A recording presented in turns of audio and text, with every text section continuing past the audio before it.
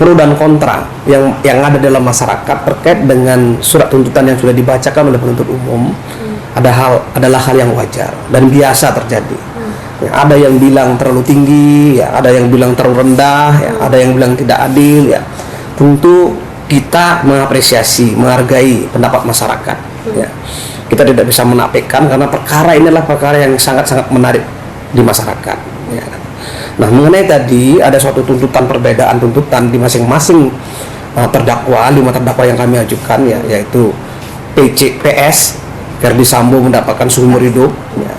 Terus Eliezer mendapatkan 12 tahun, PC Kuat Ma'ruf dan Riki Rizal mendapatkan masing-masing 8 tahun, ya kan. Ini tentu ada hal-hal yang dipertimbangkan oleh penuntut umum, ya.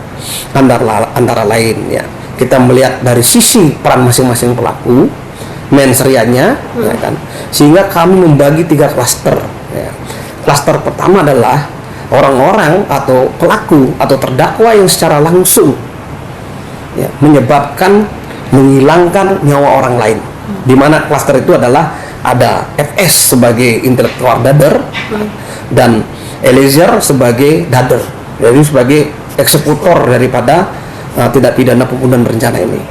Klaster kedua yaitu ada Ibu PC, ya, ada Kuat Ma'ruf, ya, ada juga di sini Riki Rizal Wibowo, ya.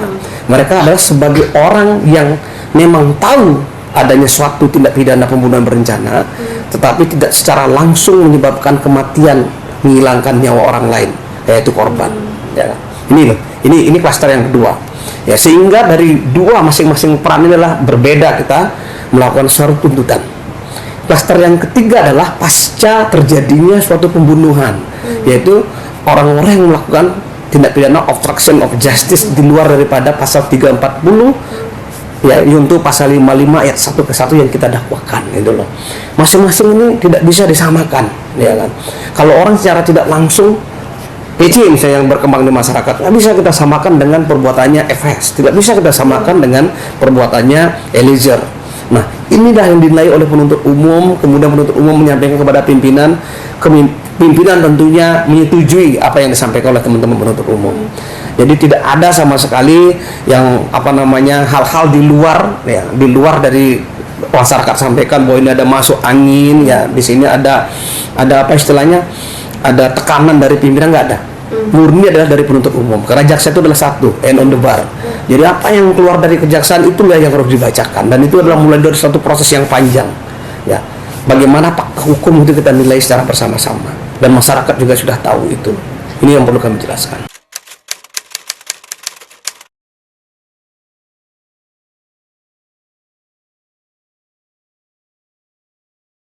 Ketiga orang ini kenapa mendapatkan tuntutan yang sama menurut penilaian kami penuntut umum, ya kan, gitu ya. Karena mereka 3 orang ini adalah jadi rumpun klaster yang kedua. Jadi orang-orang yang tidak secara langsung menyebabkan kematian orang, ya kan, tidak menghilangkan nyawa orang lain. Tapi rumpun pertama menjadi sempurna satu tindak pidana pembunuhan berencana itu adalah karena mereka yang menyuruh melakukan dan dieksekusi, ya, sehingga menyebabkan hilangnya nyawa orang lain. Ini yang sangat membedakan, ya. Nah, rumpun yang kedua ini mereka tidak berbuat untuk melakukan satu tindak pidana secara langsung, tetapi dia mengetahui satu tindak pidana dan mengetahui suatu proses perencanaan, tapi tidak berbuat apa-apa untuk menghentikan, apalagi tidak menghalangi atau memberikan saran agar tindak pidana itu terjadi. Seperti itu.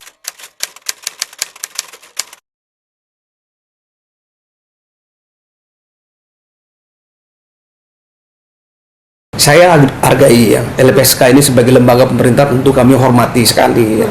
Saya mengapresiasi semua proses persidangan, pengamanan terhadap diri terdakwa dari Baradahe sampai saat ini juga berjalan dengan baik, itu kami hargai.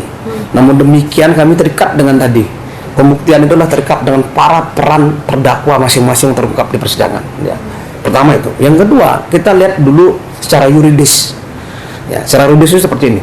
Apakah pembunuhan berencana secara limitatif diatur di dalam Undang-Undang LPSK adalah berhak mereka diberikan, ya, itu diberikan justice kolaborator. Kan itu kita kaji, ya, ternyata di dalam undang-undang secara limitatif tidak ditegaskan bahwa pembunuhan berencana itu sendiri, ya, bukan merupakan daripada tindak pidana tertentu sebagaimana surat edaran Mahkamah Agung nomor 4 2011 ya. Yang dimaksud tindak pidana tertentu itu Mbak secara tegas sudah dijelaskan di sana, yaitu tindak pidana yang terorganisir. Apa itu?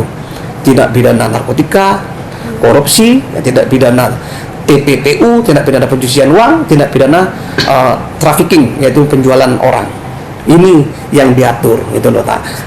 Khusus perkara pembunuhan berencana, secara limitatif atau secara tegas tidak diatur mengenai itu. Itu satu.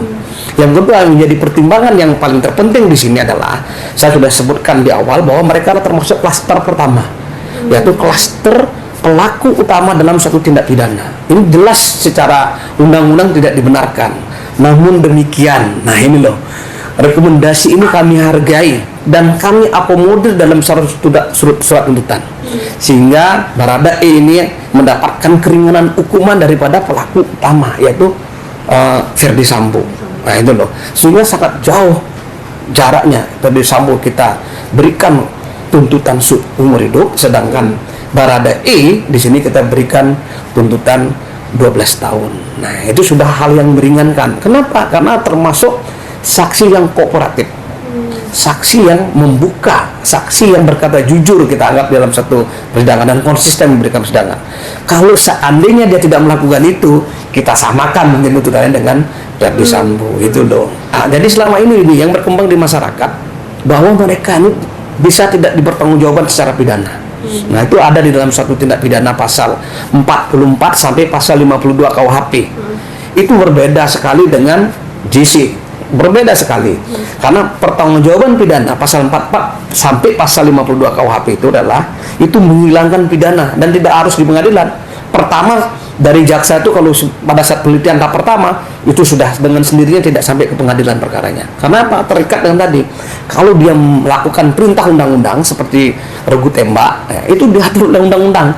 Ya, dan mereka tidak akan dihukum karena undang-undang yang memerintahkan dia untuk melakukan menghilangkan nyawa orang lain. Tapi kalau ini melaksanakan perintah jabatan tidak tepat juga, karena tidak melaksanakan perintah jabatan yang sah itu tidak ada sampai menghilangkan nyawa orang lain, ya kan? Nggak ada. Nah, inilah yang sering disampaikan di beberapa media, ini tidak sama dengan pertanggungjawaban pidana dengan JC, sangat berbeda. Ya, JC ini juga Mbak, ya saya sampaikan di sini, yang pada akhirnya nanti pada proses persidangan ke depan, ini adalah yang menentukan adalah majelis hakim. Yang kami hanya merekomendasikan, apakah rekomendasi kami itu berupa terdakwa yang bekerja sama dan kooperatif memberikan keterangan secara jujur, ya kan? Itu apa sampai di sana atau nanti diberikan JC khusus sehingga dia diberikan hukuman lebih ringan daripada terdakwa yang lain. Ini proses masih panjang, masyarakat harus menunggu ini seperti itu.